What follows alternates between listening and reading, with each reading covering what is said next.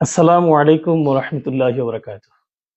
সম্মানিত দেশবাসী, প্রিয় গাজীপুর ও কাপাসিয়াবাসী, পবিত্র ঈদ উল আজহা উপলক্ষে আপনাদের সকলকে জানাচ্ছি ঈদের শুভেচ্ছা।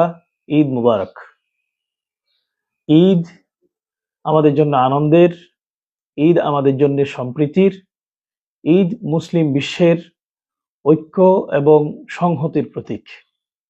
বিশেষ করে ঈদ উল আজহা বাংলাদেশের মানুষের জন্য বিশেষ বার্তা নিয়ে আসে। এবারের ঈদ একটু ব্যতিক্রম। বিশেষ এক পরিস্থিতিতে বাংলাদেশ উপনীত।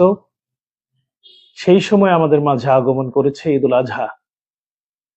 এই সময়ে বাংলাদেশের এই ব্যতিক্রমী পরিস্থিতিতে আপনাদের সকলের ঈদ শান্তিতে, সম্প্রীতিতে, সৌহার্দ্য এবং হৃদ্যতায় ভরে উঠুক।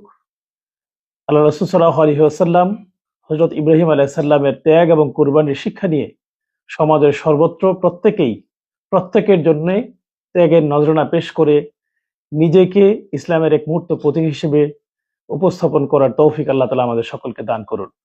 সকলের কুরবানি, ইবাদত এবং মহান রবের প্রতি সকলের আনুগত্যকে আল্লাহ তাআলা কবুল করে নিন। আবারও সবাইকে ঈদের শুভেচ্ছা জানিয়ে আমার আজকের কথা শেষ করছি। আসসালামু আলাইকুম ওয়া রাহমাতুল্লাহি ওয়া বারাকাতুহু। ঈদ মুবারক।